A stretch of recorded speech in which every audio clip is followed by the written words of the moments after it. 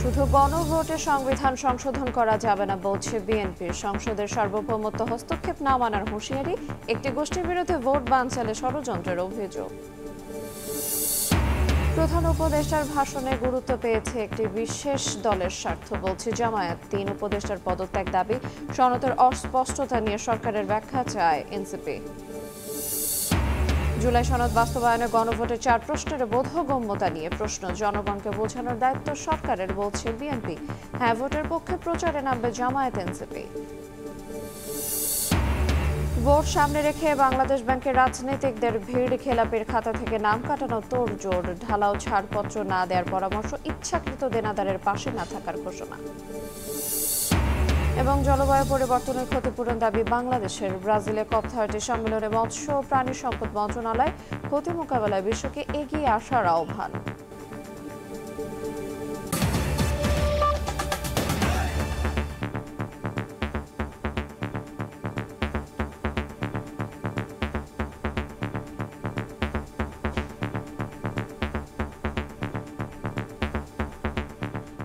দেখছিলেন শিরোনাম। ভোরের সময়ের সঙ্গে আছি আইরিন আয়াত। জুলাই সনদ প্রতিপালনে বিএনপি অঙ্গীকারবদ্ধ বলে জানিয়েছেন দলটির স্থায়ী কমিটির সদস্য সালাউদ্দিন আহমদ। তিনি বলেন, শুধু গণভোট দিয়ে সংবিধান সংশোধন করা যাবে না, তা করতে হবে সংসদের মাধ্যমে। জাতীয় সংসদের সার্বভৌমত্বে হস্তক্ষেপ বিএনপি মানবে না বলে হুঁশিয়ারি করেন সালাউদ্দিন। জেতার সুযোগ না থাকায় একটি গোষ্ঠী ভোট বানচালে ষড়যন্ত্র চালিয়ে যাচ্ছে বলে অভিযোগ করেছেন দলটির আরেক নেতা আমির খসরু মাহমুদ চৌধুরী। নারীর উপর ক্রমবর্ধমান সহিংসতা ও অসম্মান প্রতিরোধে মৌন মিছিল, মুখে কালো কাপড় বেঁধে প্রতিবাদ নারী ও শিশু অধিকার ফোরামের নেত্রীদের। মিছিলের আগে রাজধানীর শাহবাগে আয়োজিত সমাবেশে বিএনপির স্থায়ী কমিটির সদস্য সালাউদ্দিন আহমদ বলেন, যারা ভোটের নামে ধর্মকে নিয়ে ব্যবসা করছে তারাই নারীদের কর্মঘণ্টা কমিয়ে আনার কথা বলছে।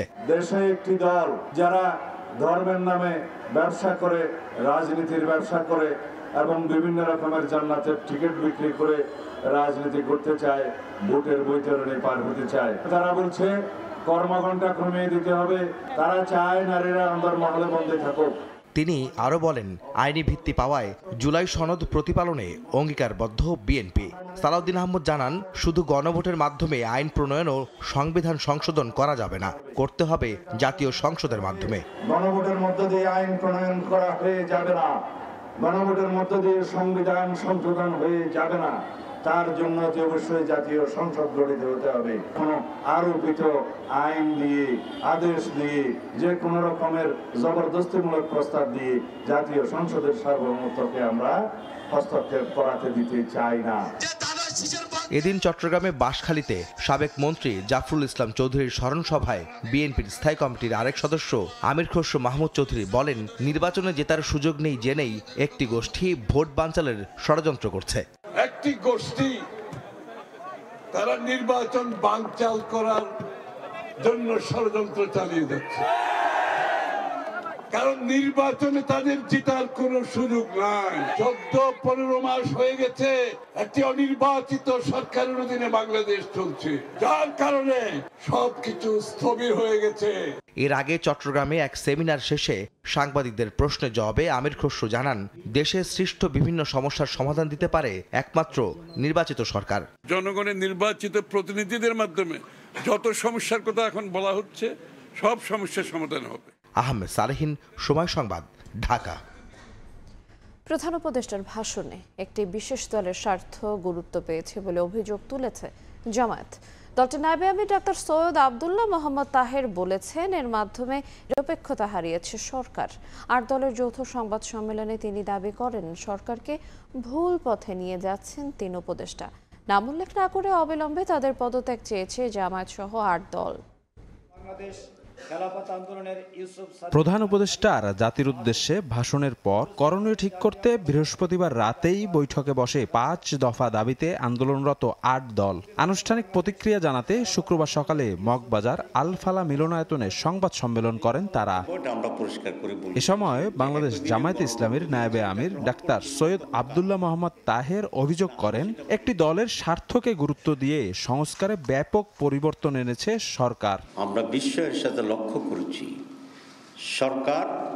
সরকার নিয়োজিত কমিশনের সুপারিশকে গ্রহণ না করে সেখানে যথেষ্ট কাটছাঁট দিয়ে একটি দলের সাথে ব্যাপক কম্প্রোমাইজ করে জনগণের স্বার্থ নয় একটি বিশেষ দলের স্বার্থেই অনেক পরিবর্তনের তার ভাষণ দিয়েছেন। এবং আনফর্চুনেটলি এই সরকার বুঝি হোক না বুঝি হোক, ইচ্ছাকৃতভাবে হোক অথবা ষড়যন্ত্রের শিকার হয়ে হোক, তারা একটি দলের সে ফাঁদে পা দিয়েছে। 3 উপদেষ্টা সরকারকে ভুল বুঝিয়ে নির্বাচন বানচালের ষড়যন্ত্র করছে বলেও অভিযোগ করেন জামায়াত নেতা তাহের। সাফ জানান, জাতীয় নির্বাচনের আগেই দিতে হবে গণভোট। প্রধান উপদেষ্টা যে ভাষণ দিয়েছেন, একই দিনে নির্বাচন, গণভোট এবং জাতীয় নির্বাচন, সেটার পরিবর্তন করে অনতিবিলম্বে আলাদাভাবে গণভোট করার তারিখ উনি ঘোষণা করবেন, এটা আমরা আশা করি। 2, কমপক্ষে 3 জন উপদেষ্টা আছে যারা ওনাকে মিসগাইড করতেছে, আমরা তাদের অপসারণ দাবি করছি। আরেকটি পরিকল্পিত এবং পূর্ব নির্ধারিত নির্বাচনের আয়ের ভিত্তিতে নির্বাচন অনুষ্ঠিত হচ্ছে কিনা এ ব্যাপারে আমাদের মনে এবং জনগণের মনে আশঙ্কা তৈরি হচ্ছে। আগামী রোববার নতুন কর্মসূচি ঘোষণার কথাও জানান 8 দলের নেতারা। এর আগেও আমরা দেখেছি। শফিক মুন্সি, সময় সংবাদ, ঢাকা। জুলাই সনদ বাস্তবায়নের আদেশে যেসব বিষয়ে অস্পষ্টতা রয়েছে তার ব্যাখ্যা দিতে হবে সরকারকে, এমন মন্তব্য করেছেন এনসিপির সদস্য সচিব আখতার হোসেন। বাস্তবায়নের আদেশে অস্পষ্টতা দূর হলেই জাতীয় নাগরিক পার্টি জুলাই সনদে স্বাক্ষর করবে বলে জানিয়েছেন তিনি। এদিকে জনগণকে পাশ কাটিয়ে বিএনপি এবং জামায়াতকে খুশি করতেই জুলাই সনদের আদেশ জারি করেছে সরকার, এমন অভিযোগ দলের মুখ্য সমন্বয়ক নাসিরউদ্দিন পাটোয়ারির। ফেসিবাদী ব্যবস্থা থেকে মুক্ত করতে জুলাই সনদ বাস্তবায়নের আদেশ নিয়ে প্রধান উপদেষ্টার ভাষণের পর দলের প্রতিক্রিয়া জানাতে শুক্রবার সন্ধ্যায় রাজধানীর বাংলা মোটরে কেন্দ্রীয় কার্যালয়ে সংবাদ সম্মেলন করে জাতীয় নাগরিক পার্টি এনসিপি। অংশগ্রহণ থেকে বিরত থাকে। জুলাই সনদ বাস্তবায়নের আদেশকে ইতিবাচক হিসেবে দেখলেও আদেশে অনেক বিষয়ে অস্পষ্টতা আছে এমন মন্তব্য করে সরকারের কাছে এর ব্যাখ্যা চেয়েছে দলটি। জুলাই সনদ আদেশ জারি করা হলেও জুলাই সনদ আদেশের মধ্যে এমন কিছু জায়গায় অস্পষ্টতা রয়ে গেছে যাতে করে জুলাই সনদের আসলে পরিপূর্ণ বাস্তবায়ন সম্ভবপর হবে কিনা তা নিয়ে প্রশ্ন উত্থাপিত হয়। এবং নানা পক্ষ এখানে রয়েছে যারা আসলে নোট অফ ডিসেন্ট সহকারে জুলাই সনদকে এবং এই গণভোটের ফলাফলকে তারা দেখতে চান। তারা যদি ক্ষমতাপ্রাপ্ত হন সেক্ষেত্রে এই জুলাই সনদে বর্ণিত প্রক্রিয়া সেটাকে ভুলভাবে ব্যাখ্যা করে বা তাদের মতো করে ব্যাখ্যা করে সেখান থেকে নোট অফ ডিসেন্টের যে ইস্যুটা আছে সেটাকেই তারা প্রধানতম করে তোলার সুযোগ তারা পেয়ে যাবেন এই টেক্সটের মধ্য দিয়ে।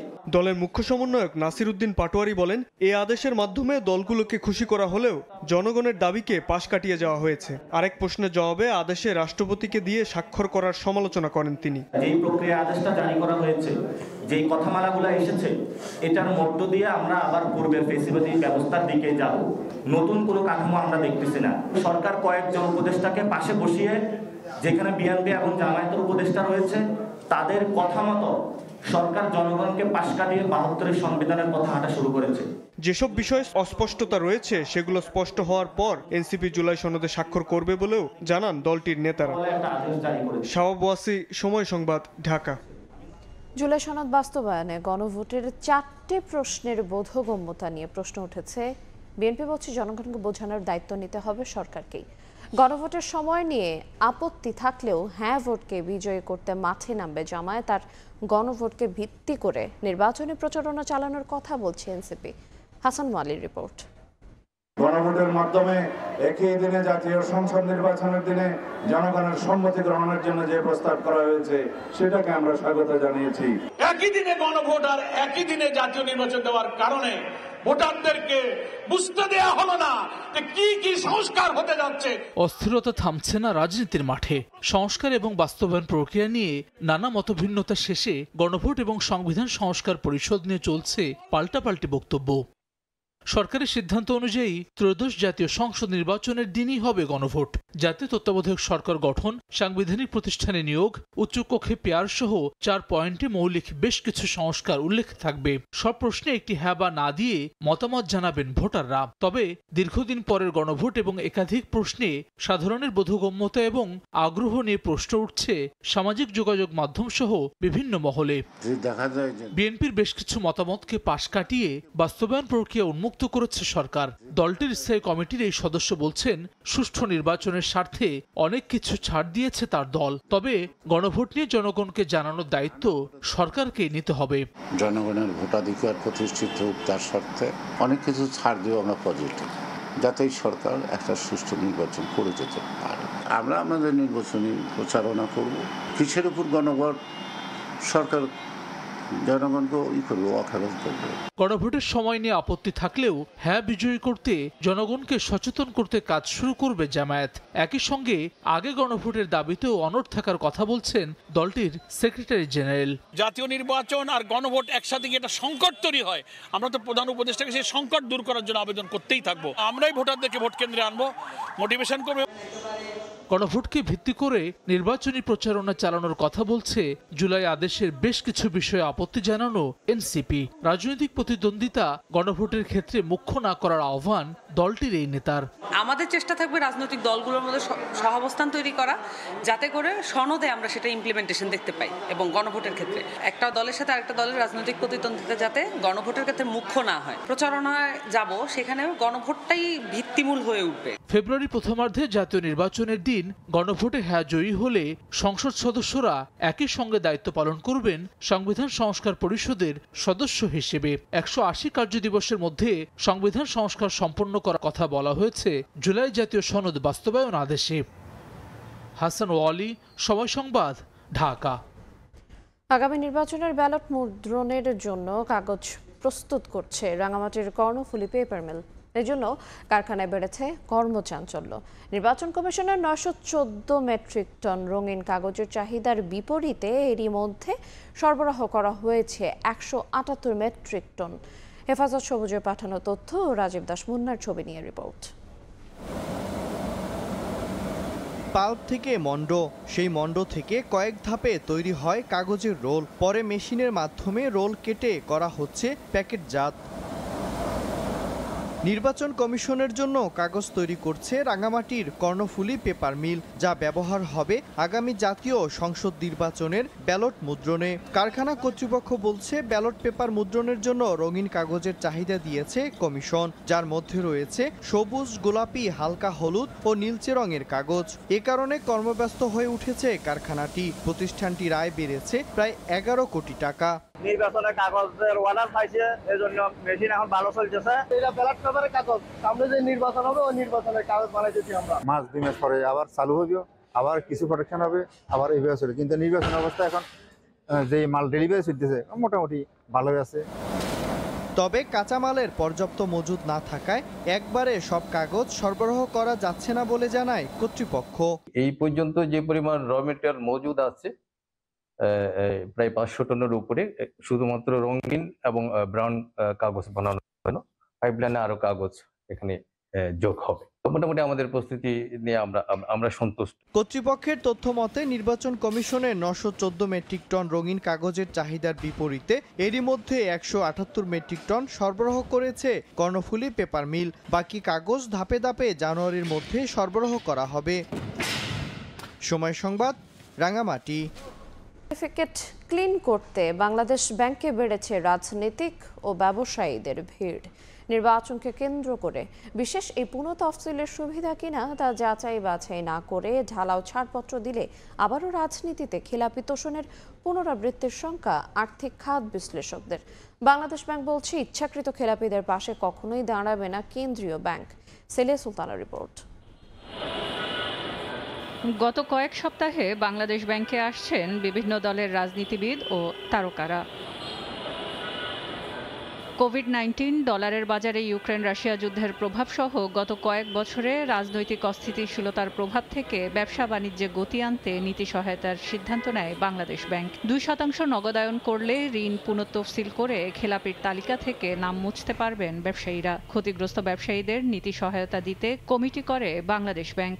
নীতি শিথিলায়নের সুবিধা নিতে ব্যাংকে ব্যবসায়ীদের সাথে আসছেন রাজনীতিবিদরা। উদ্দেশ্য গত 15 বছরে স্থবির থাকা ব্যবসায় গতি আনা। তবে নির্বাচনের আগে নীতি সহায়তার সুযোগে আবারও বিগত 1.5 দশকের পুনরাবৃত্তি নিয়ে শঙ্কিত আর্থিক খাত বিশ্লেষকরা। আপনি যখন ক্যান্ডিডেট হবেন, আপনার রিশিডিউলিং করার ক্ষেত্রে যেই কমপ্লায়েন্স আছে, ঠিক আছে, আপনি যেহেতু এখন যদি নমিনেটেড হন, আপনার তো সে আর্থিক সক্ষমতা আছে, সেই সক্ষমতা অনুযায়ী পুরোটাই সিস্টেমের মধ্যে দিয়ে আসেন। অল্প স্বল্প দিয়ে রিশিডিউলিং না করে নর্মালি আগের মতো যেরকম তো সেটা না করে ডিউ ডিলিজেন্স অনুযায়ী যেটা করলে আপনার ভালো হয়। কারণ আপনি জনপ্রতিনিধিত্ব করতে গেলে আপনার যদি এই স্ক্যামগুলো থাকে, তাহলে তো আপনার নিজের কাছেও তো একটা অন্য বিষয়ে কাজ করবে যে আমি তো আসলে এই জায়গাটাতে কিছুটা হলে আমার দুর্বলতা আছে। বিশ্লেষকদের পরামর্শ, রাজনৈতিক দলগুলোর ভেতরেই খেলাপি ও অর্থ পাচারের বিরুদ্ধে কঠোর নীতি আর্থিক খাতের উপর ক্ষমতার অপব্যবহার কমাতে পারে। পলিটিক্যাল পার্টিগুলো যদি এই ধরনের ব্যাপারগুলোকে জনসম্মুখে আনতে পারে যে আমরা দুর্নীতিবাজ, ঋণ খেলাপি বা শেয়ার বাজারে কারসাজির হোতা এই ধরনের কাউকে দেয়নি, এই ধরনের নিজেরাও যদি বলতে পারে, তাহলেও কিন্তু মানুষের কাছে তাদের একটা ভালো অ্যাকসেপ্টেন্স হয়। এটা তাদেরই দায়িত্ব, তাদেরই দায়বদ্ধতা। তবে বাংলাদেশ ব্যাংক বলছে ইচ্ছাকৃত খেলাপিদের পাশে দাঁড়াবে না বাংলাদেশ ব্যাংক। যারা ক্ষতিগ্রস্ত হয়েছে ধরে নিতে হবে, বিগত সরকারের সময় ধরে নিতে হবে তারা সঠিক কারণে প্রপার জাজমেন্ট পায় নাই। যারা কোনো রাজনৈতিক প্রতিবন্ধকতা বা কোনো কিছুর শিকার হননি, হ্যাঁ, এবং অনুকূল পরিবেশে ব্যবসা করার সুযোগ পেয়েও ইচ্ছাকৃতভাবে ব্যাংকের ঋণ পরিশোধ করেননি, তাদের ব্যাপারে বাংলাদেশ ব্যাংক এই বিশেষ নীতির সুবিধা, তাদেরকে এই বিশেষ নীতির সুবিধার আওতায় বাংলাদেশ ব্যাংক বিচার করছে না। বাংলাদেশ ব্যাংক সূত্র বলছে, জুন মাস পর্যন্ত সবশেষ প্রান্তিকে দেশের ব্যাংকিং খাতে খেলাপি বেড়ে দাঁড়িয়েছে 6.5 লাখ কোটি টাকার বেশি। সেলিয়া সুলতানা, সময় সংবাদ, ঢাকা। প্রায় 5 মাস পর সর্বনিম্নে ঠেকেছে ঢাকার পুঁজিবাজারের দৈনিক গড় লেনদেন ও প্রধান সূচক ডিএসইএক্স এর অবস্থান। কমেছে বাজার মূলধনও, ধস নেমেছে 21টি খাতের মধ্যে 19টিতে। বাজার বিশ্লেষকরা বলছেন, বিনিয়োগকারীদের আস্থা সংকটের প্রতিফলন ঘটছে ঢাকার পুঁজিবাজারে। পতন ঠেকাতে বাড়াতে হবে আত্মবিশ্বাস। দুর্বল 5 ব্যাংক একীভূত করে শেয়ার বাজারে তাদের লেনদেন স্থগিত করার পরের সপ্তাহে বড় ধরনের পতনের মুখে পড়েছে ঢাকার পুঁজিবাজার। গেল সপ্তাহের হিসাবে দেখা যায় 21টি খাতের মধ্যে সিমেন্ট ও টেলিকম বাদে ব্যাংক, বিমা, প্রকৌশলী, চামড়া, জ্বালানি সহ 19টি খাতেই কমেছে দৈনিক গড় লেনদেন। পতনের মুখে গেল সপ্তাহের চতুর্থ কার্যদিবসে দৈনিক লেনদেন নেমেছে 300 কোটির নিচে, যা 23 জুনের পর সর্বনিম্ন। এছাড়া দৈনিক গড় লেনদেন দাঁড়িয়েছে 354 কোটি 35 লাখ টাকায়, যা 15 থেকে 19 জুন ওই সপ্তাহের পর সর্বনিম্ন। বড় পতন দেখেছে প্রধান সূচক ডিএসইএক্সও। সপ্তাহ ব্যবধানে 265.25 পয়েন্ট কমে এটি নেমেছে 4703 পয়েন্টের নিচে, যা 23 জুনের পর সর্বনিম্ন। এ সময় বাজার মূলধন হারিয়েছে প্রায় 16,942 কোটি টাকা। ব্রোকার্স হাউসগুলোর দাবি, লেনদেন স্থগিত হওয়া 5 ব্যাংকের শেয়ারধারীদের কি হবে, এমন প্রশ্নের অনিশ্চিত উত্তরের কারণেই আস্থার সংকটে পড়েছেন বিনিয়োগকারীরা। আমাদের প্রস্তাব, আমার 5টা ব্যাংকের একটা ব্যাংকে বা 2টা বা 3টা ব্যাংকের শেয়ার ছিল, আমার এই শেয়ারগুলির একটা ভ্যালুয়েশন করে আমাকে সেটার এগেনস্টে যে নতুন ব্যাংকটা আসছে সেটা শেয়ার দিবে। এটা আস্থার সংকট তৈরি করেছে যে 5টা ব্যাংকের যদি এই অবস্থায়, একটা বিশাল আনসার্টেনিটি দেখা দিয়েছে। এই অবস্থায় আস্থা ফেরাতে ব্যাংক ধ্বংসের কারিগরদের দৃষ্টান্তমূলক শাস্তি দিয়ে আর্থিক খাতে সুশাসন প্রতিষ্ঠায় সরকারের দৃঢ় অবস্থানের কথা জানানোর পরামর্শ পুঁজিবাজার সংস্কার কমিটির এই সদস্যের। যখন তারা বিনিয়োগে ছিল, তারা কিন্তু জানে না যে তাদের সত্যিকারের পিকচারটা এতটা ভয়াবহ। প্রত্যেকটাতে দেখা গেছে শেয়ার প্রতি দায়ের পরিমাণ অনেক বেশি। সঠিক অবস্থাটা সরকারের পক্ষ থেকে একটা ব্যাখ্যা দিতে হবে। তারপর যারা কোনোভাবেই কোনো কিছুর জড়িত না, তাদেরকে কিভাবে আসলে ক্ষতিপূরণ দেওয়া যায়, এই চিন্তাটা যদি করে, তাহলে ভবিষ্যতে যত পুঁজিবাজারে মানুষ চিন্তা করবে যে না, আমরা যদি কোনো কারণে ক্ষতিগ্রস্ত হইও, তাহলে যদি সত্যিকার অর্থে আমরা কোনো কিছুর সাথে জড়িত না থাকি, তাহলে সরকারের পক্ষ থেকে হলেও কিন্তু আমরা এটা একটা ক্ষতিপূরণ পাবো। শেয়ার বাজারে হিসাব রক্ষাকারী সরকারি প্রতিষ্ঠান সিডিবিএল এর তথ্য, গত সপ্তাহে প্রতিদিনই বেড়েছে শেয়ার শূন্য বিও অ্যাকাউন্টের সংখ্যা। সাদিক হাসান ইমন, সময় সংবাদ, ঢাকা। সব জটিলতার অবসান ঘটিয়ে পতেঙ্গার লালদিয়ার চরে টার্মিনাল নির্মাণে ডেনমার্ক ভিত্তিক প্রতিষ্ঠান মার্কস লাইনের সঙ্গে 30 বছরের চুক্তি করতে যাচ্ছে চট্টগ্রাম বন্দর কর্তৃপক্ষ।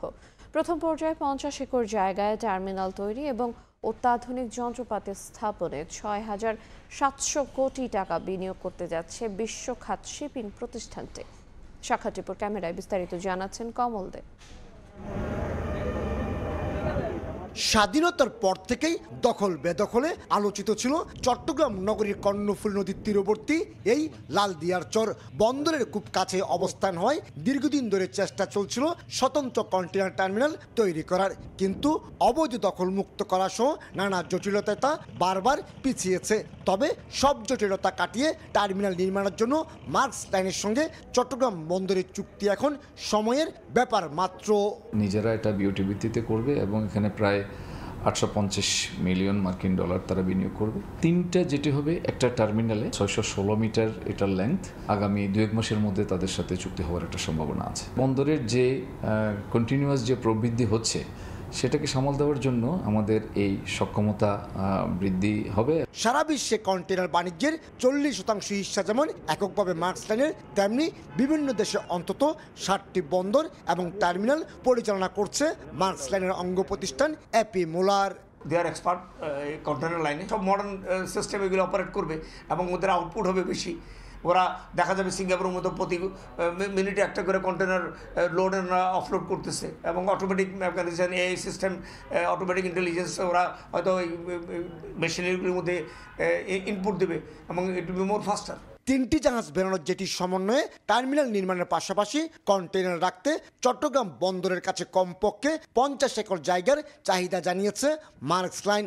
আপাতত একটি অংশে 32 একর এবং অপর একটি অংশে 7.15 একর জায়গার ব্যবস্থা করা হয়েছে। বহিনোঙ্গর হয়ে চট্টগ্রাম বন্দরে আসা যাওয়া করা পণ্যবাহী জাহাজ এবং ওয়েল ট্যাঙ্কারগুলোকে 6টি বিপজ্জনক বাঁক পাড়ি দিতে হয়, কিন্তু ভৌগোলিক অবস্থানের কারণে লালদিয়ার চরে যে টার্মিনাল হবে সে সংকট এড়ানো যাবে। আর তাতে লাভবান হবে লালদিয়ার চরের টার্মিনাল, যে টার্মিনালটি করতে যাচ্ছে ডেনমার্ক ভিত্তিক প্রতিষ্ঠান মার্কস লাইন। নাব্য সংকটের জটিলতা না থাকায় যে কোনো গভীরতার জাহাজ প্রবেশের সুযোগ থাকবে লালদিয়া টার্মিনালে। তবে টার্মিনাল চার্জ নিয়ন্ত্রণে রাখার তাগিদ ব্যবসায়ীদের। আগে চট্টগ্রাম বন্দর নিজে টার্মিনাল করত, টার্মিনাল করে তারা আরেকজন প্রাইভেটাইজেশনে দিত। আর এখন যেটা হচ্ছে যে ডেনমার্কের মার্কস লাইন যে কোম্পানিটা, তারা কি করছে, তারা নিজেরাই ইনভেস্টমেন্ট করছে, এই সার্ভিসটা টার্মিনালটা করবে, তারা সার্ভিসটা প্রোভাইড করবে এবং অ্যাজ ওয়েল এস এখান থেকে তারা ডেফিনেটলি তাদের বেনিফিট নিবে। আমরা যেটা চাই সেটা হলো যে টার্মিনাল যে চার্জগুলো, সেই চার্জগুলো যেন একটু সহনীয় পর্যায়ে হয়। বাইরের লোকজন এসে যদি আমার কস্ট অফ ডুইং বিজনেস অথবা কস্ট কমাতে পারে, আমি অবশ্যই স্বাগতম জানাবো। কস্ট যদি নাও কমায়, যদি এফিসিয়েন্সি বাড়ায়, সাপোজ আমার 7 দিন লাগে একটা আউটার থেকে আনতে, if you are doing it in 3 days, আমি বললাম আপনি 50 টাকা থেকে 100 টাকা নেন, আমি I will agree to it because you have cut down my cost. Again আমার কাছে লিড টাইমটা ইজ ভেরি ইম্পর্টেন্ট। পরিকল্পনা অনুযায়ী নির্মাণ কাজ শেষে 2030 সালের মধ্যে চালু হবে লালদিয়ার চরের এপি মোলার টার্মিনাল। আর বছরে এখানে কন্টেনার হ্যান্ডেলিং সক্ষমতা ধরা হচ্ছে 9 লাখ। কমল দে, সময় সংবাদ, চট্টগ্রাম। ছাত্রদের যৌন হয়রানির অভিযোগে আটক করা হয়েছে ঢাকা বিশ্ববিদ্যালয়ের রসায়ন বিভাগের এক শিক্ষককে। রাজধানীর শেওড়াপাড়া থেকে তাকে আটক করে মিরপুর মডেল থানা পুলিশ। অভিযোগ, রসায়ন বিভাগের অধ্যাপক ডক্টর এরশাদ হালিমের যৌন হয়রানির শিকার হয়েছেন একাধিক শিক্ষার্থী। শিক্ষার্থীদের অভিযোগ, পরীক্ষা সংক্রান্ত সমস্যা সমাধানের কথা বলে একান্তে বাসায় ডাকতেন ঢাকা বিশ্ববিদ্যালয়ের রসায়ন বিভাগের অধ্যাপক ডক্টর এরশাদ হালিম। সেই সুযোগে তাদের অনৈতিক কাজে বাধ্য করতেন তিনি। তবে নারী নয়, লালসার শিকার ছেলে শিক্ষার্থীরা, এমন অভিযোগ তাদের। ভয়ভীতি দেখিয়ে দেয়া হতো মুখ বন্ধ রাখারও হুমকি। একাডেমিক একটা ডাউনফল ছিল, এইটাকে ইস্যু করে তাকে ডাকা হয় তার একদম বাসায় এবং তার সাথে নিপীড়ন চালানো হয়, যৌন নিপীড়ন। এর পরবর্তী সময়গুলোতে তাকে বিভিন্নভাবে ব্ল্যাকমেল করা হয়। একজন নয়, শিক্ষকের আচরণ নিয়ে অভিযোগ করেছেন একাধিক ব্যাচের শিক্ষার্থীরা। ঢাকা বিশ্ববিদ্যালয়ের মতো প্রতিষ্ঠানে এমন ঘটনা লজ্জাজনক উল্লেখ করে শিক্ষার্থীদের দাবি সঠিক তদন্তের। 92, 93, 94, 95 প্রত্যেক ব্যাচে ওনার ভিকটিম আছে। উনি রাত 12টা 1টা এরকম ফোন দিয়ে বলে তুমি কি করতেছো, খাইছো, কি দিয়ে খাইছো। তার ফাইন্যান্সিয়াল ক্রাইসিস চলতেছে বা সে কোনো একটা ইনকোর্স এক্সামে খারাপ করছে, এই উইক পয়েন্টগুলোকে তিনি মার্ক করতেন। এই শিক্ষকের সাথে যদি আমার সম্পর্ক ভালো থাকে তাও আমি তার বিরুদ্ধে আমি স্টেটমেন্ট নিছি। সময় সংবাদের হাতে থাকা কয়েকটি স্ক্রিনশটে দেখা যায় বাসায় আসার জন্য ব্যক্তিগত বার্তা পাঠিয়েছেন ডক্টর এরশাদ। শিক্ষার্থীদের করা মামলায় রাজধানীর শেওড়াপাড়া এলাকা থেকে ডক্টর এরশাদকে আটক করে মিরপুর থানা পুলিশ। স্টুডেন্ট একটা মামলা করছে, ক্লাস থেকে ওরাকে করা হয়েছে, ইউনিভার্সিটি অথরিটি তাকে গ্রেপ্তার করা হয়েছে। অভিযোগের পর বিশ্ববিদ্যালয় প্রশাসন অভিযুক্ত শিক্ষককে সাময়িকভাবে একাডেমিক ও প্রশাসনিক দায়িত্ব থেকে অব্যাহতি দিয়েছে। রায়দুল ইসলাম শুভ, সময় সংবাদ, ঢাকা। ভোরের সময় আরো থাকছে। কোটি টাকার প্রকল্পে আবর্জনার স্তূপ চুরি হয়ে যাচ্ছে যন্ত্রাংশ। রাজধানীর বেশিরভাগ চলন্ত সিঁড়িযুক্ত ফুটওভার ব্রিজ অকেজো মেরামত করে আনসার নিয়োগের পরিকল্পনা। বিশ্ব নেতাদের অনুপস্থিতিতে এবারের জলবায়ু সম্মেলনে অনেকটা লক্ষ্যহীন হলেও জলবায়ু পরিবর্তনের প্রভাবে ক্ষতিপূরণের প্রতিশ্রুত অর্থ দিতে উন্নত দেশগুলোর কাছে দাবি তুলেছে বাংলাদেশ সহ উন্নয়নশীল দেশের প্রতিনিধিরা। প্রথমবার এই সম্মেলনে অংশ নিয়েছে মৎস্য ও প্রাণী সম্পদ মন্ত্রণালয়। উপদেষ্টা ফরিদা আখতার বলেন, ইলিশ সহ মৎস্য ও প্রাণী খাত রক্ষায় আন্তর্জাতিক পরিসরে দাবি তোলার বিকল্প নেই। ব্রাজিলের বেলেম থেকে বিস্তারিত জানাচ্ছেন রিপোর্টার প্রসূন আশিস। পৃথিবীর সপ্তম জলবায়ু ঝুঁকিপূর্ণ দেশ বাংলাদেশ। ঘন ঘন ঘূর্ণিঝড়, নদী ভাঙন ও লবণাক্ততায় বিপন্ন হচ্ছে লাখো মানুষের জীবন জীবিকা। গত 10 বছরে বাস্তুচ্যুত হয়েছেন 1,47,00,000-এর বেশি মানুষ। ব্রাজিলের বিখ্যাত রেইনফরেস্ট আমাজন বেষ্টিত শহর বেলেমেতে COP30 সম্মেলনের লক্ষ্য নতুন কোনো প্রতিশ্রুতি নয়, বরং 2015 সালের প্যারিস চুক্তি অনুযায়ী উন্নত দেশগুলোর দেয়া প্রতিশ্রুতির বাস্তবায়ন। বাংলাদেশের দাবি, জলবায়ু পরিবর্তনের কারণে উন্নয়নশীল দেশের ক্ষতিপূরণে উন্নত দেশগুলোকে গুনতে হবে $1.3 ট্রিলিয়ন। যারা উন্নত বিশ্বের দেশগুলো আছে তাদের কাছে আমাদের ক্লেম করা যে আমরা লোনের বদলে আমরা গ্র্যান্ট চাই ক্লাইমেট চেঞ্জ ইস্যুতে। বাংলাদেশ হচ্ছে বিশ্বের অন্যতম একটা ঝুঁকিপূর্ণ দেশ, সেই জন্য আমাদের অ্যাডাপ্টেশন সাইডেও আমাদের কিন্তু ফান্ডিং এর জন্য আমাদের ক্লেম করা উচিত। উষ্ণতা বৃদ্ধি সহ জলবায়ু পরিবর্তনের প্রভাবে দেশের মৎস্য ও প্রাণী সম্পদ খাত মারাত্মকভাবে ক্ষতিগ্রস্ত হচ্ছে দাবি করে প্রথমবার জলবায়ু সম্মেলনে অংশ নিয়েছে মৎস্য ও প্রাণী সম্পদ মন্ত্রণালয়। সম্মেলনে যোগ দিয়ে মৎস্য ও প্রাণী সম্পদ উপদেষ্টা বলেন, দেশের মৎস্য ও প্রাণী খাত রক্ষায় এমন বিশ্ব আসরে দাবি তোলার কোনো বিকল্প নেই। শুধু পরিবেশের বিষয় না, কারণ এর সাথে মানুষের জীবন জীবিকার সম্পর্ক, এর সাথে আমাদের খাদ্য নিরাপত্তার সম্পর্ক, আমাদের স্বাস্থ্যের সম্পর্ক, আমাদের যে প্রাণী সম্পদ এবং মৎস্য এত ক্ষতি হচ্ছে জলবায়ু পরিবর্তনের কারণে, তাহলে আমরা কি শুধু দেশেই বলবো, আমরা কপি গিয়ে বলবো না? তাই আমরা একটু দাবি করেছিলাম, আমাদেরকে FAO খাদ্য কৃষি সংস্থা তারা আমাদেরকে সহায়তাটা দিয়েছে। জলবায়ু পরিবর্তনের প্রভাবে ক্ষতিগ্রস্ত দেশগুলোকে ক্ষতিপূরণ দেওয়ার যে অঙ্গীকার করেছে উন্নত দেশগুলো, সেই ক্ষতিপূরণের অর্থ কোনোভাবেই ঋণ হিসাবে নয়, দিতে হবে অনুদান হিসাবে। বাংলাদেশ সহ উন্নয়নশীল দেশগুলো এমনই দাবি তুলেছে এবারের সম্মেলনে। ব্রাজিলের বেলেম শহরে আয়োজিত COP সম্মেলন থেকে প্রসূন আশিস, সময় সংবাদ। ঢাকা উত্তর সিটির 8টি চলন্ত সিঁড়িযুক্ত ফুটওভার ব্রিজের বেশিরভাগই অকেজো। মেরামত ও রক্ষণাবেক্ষণের উদ্যোগও নেই, বরং এগুলো হয়ে উঠেছে নগরবাসীর ভোগান্তির কারণ। বিশেষজ্ঞরা বলছেন, ব্যক্তি স্বার্থ ছাড়া চলন্ত সিঁড়িযুক্ত ফুটওভার ব্রিজের প্রকল্প নেওয়ার কোনো কারণ নেই। আর সিটি কর্পোরেশন বলছে, যন্ত্রাংশ চুরি হওয়ায় অচল হয়ে পড়েছে চলন্ত এই সিঁড়িগুলো। এগুলোর কোনোটিই দেশে পাওয়া যায় না। শিগগিরই মেরামত শেষ করে নজরদারিতে আনসার নিয়োগ করা হবে। ওমর ফারুকের ক্যামেরায় বিস্তারিত, তাসনিয়া নিশাত মিমের রিপোর্টে। রাস্তা পারাপারের জন্য রাজধানীর বিভিন্ন জায়গায় রয়েছে ফুটওভার ব্রিজ, পাশাপাশি বেশ কয়েকটি জায়গায় রয়েছে স্কেলেটর বা চলন্ত সিঁড়িযুক্ত ফুটওভার ব্রিজ। কিন্তু এসব চলন্ত সিঁড়ি বেশিরভাগই এখন অচল। তাই নগরবাসীর সুবিধার বদলে এগুলো তাদের দুর্ভোগের কারণ হয়ে দাঁড়িয়েছে। 20 কোটি টাকা ব্যয়ে ফার্মগেটে নির্মিত ফুটওভার ব্রিজে লাগানো হয়েছিল চলন্ত সিঁড়ি। উদ্বোধনের 1 সপ্তাহের মধ্যেই কোনো ঘোষণা ছাড়াই প্রবেশমুখ বাঁশ দিয়ে আটকে দেওয়া হয়। এরপর থেকে পরিত্যক্ত এই সিঁড়িতে জমছে আবর্জনা। এটা 1 সপ্তাহ চলছে, 1 সপ্তাহ পরে বন্ধ হয়ে গেছে। এটা চালু করলে একটু ভালো হতো। জনসাধারণ চলাচলের জন্য সহজ হয়ে যেত, কষ্ট কম হতো। চালু হলে আমাদের জন্য সুবিধা হয়, কারণ আমরা যারা বয়স্ক লোক আছি তাদের উঠতে খুবই অসুবিধা হয়। শুধু এই ফুটওভার ব্রিজ নয়, রাজধানীর আরও 3টি গুরুত্বপূর্ণ ফুটওভার ব্রিজের অবস্থাও একই। বনানী বিমানবন্দর বাস স্ট্যান্ড, ইসিবি চত্বরে ফুটওভার ব্রিজের চলন্ত সিঁড়িগুলো অচল। এটা সৎ উদ্দেশ্য ছিল যে অনেক মানুষ ক্লান্ত অসুস্থ, তারা এগুলি ব্যবহার করলে তারা উপকৃত হবে। এটা এখনো তারা সেই সুবিধাটা পাচ্ছে না। প্রায় 6 মাস হলো এরকম নষ্ট হয়েছে। কেন লাগাইছে?